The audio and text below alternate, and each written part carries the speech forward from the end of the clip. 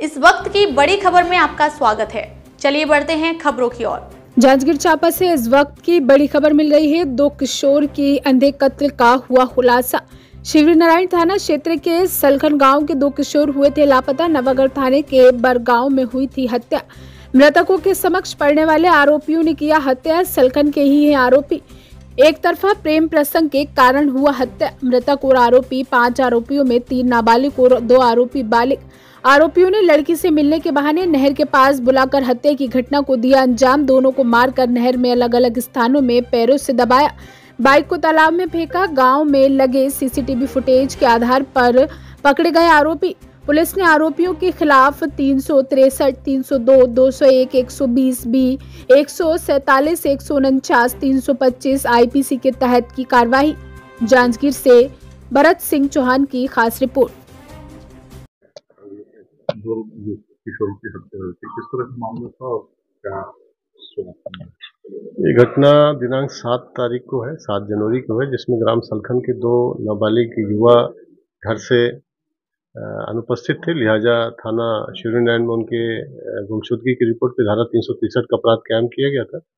Police की team उसमें जांच कर रही थी। इसी दौरान ज्ञात हुआ कि ग्राम बरभाठा के पास नहर पुलिया में 2 लोगों का शव है और पुलिस की टीम तत्काल मौके पे पहुंची। साथ में एफएसएल और डॉग स्क्वाड भी पहुंचा था।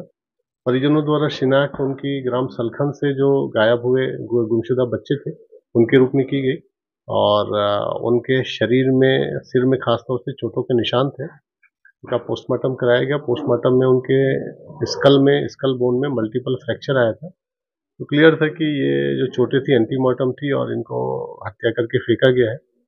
पुलिस ने अपना सूचना तंत्र वहाँ पे फैलाया और टेक्निकल इंट में भी काम किया। लिहाजा ये जानकारी मिली कि एक लड़की जो पास के गांव की रहने वाली है, उसको लेकर गांव जो मृतक पक्ष है और गांव के कुछ लड़कों के बीच मनमुटाव था और उसी घटनाक्रम में ये हत्या हुई है। और टीम, जो विवेचना टीम थी जिसमें एडिशनल एसपी थे, उन्होंने संदेहियों से लगातार पूछताछ की और उन्होंने घटना में अपनी संलिप्तता स्वीकार की और बड़े प्लान तरीके से 7 तारीख की रात में 10:30 बजे उनको बुलाया गया और बुलाने के बाद फिर उनको मारपीट की गई, उनके सिर में प्रहार किया गया और उसके उपरांत उनकी बॉडी को नहर में फेंक दिया गया। और जिस बाइक से वो आए थे उस बाइक को वहाँ से 1.5 किलोमीटर दूर मुरपार के तालाब के पास फेंक दिया गया था। और पूरे घटनाक्रम में जो हथियार प्रयोग किए गए थे, रॉड और पाइप, उन दोनों को जब्त किया गया है। उसमें भी खून लगे हुए हैं। घटना के समय आरोपियों ने जो कपड़े पहने थे उसको भी जब्त किया गया है और ये सभी चीजें एफएसएल जांच हेतु भेजी जाएंगी।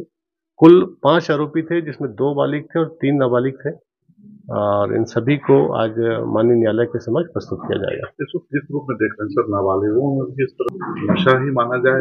देखिए, एक तो नाबालिग में सहन शक्ति जो खत्म हो रही है वो एक बहुत बड़ा कारण बनता जा रहा है इस तरह के अपराधों में और ये अपने उद्देश्यों की प्राप्ति के लिए किसी भी तरह की हिंसा करने के लिए भी बिल्कुल सहज तैयार रहते हैं। तो इस विषय में अभिभावकों को और विद्यालयों में शिक्षकों को लगातार ब्रीफ करते रहना चाहिए और लगातार संवाद करते रहना चाहिए ताकि उनके मन में जो समस्याएं हैं उनका समाधान हो सके।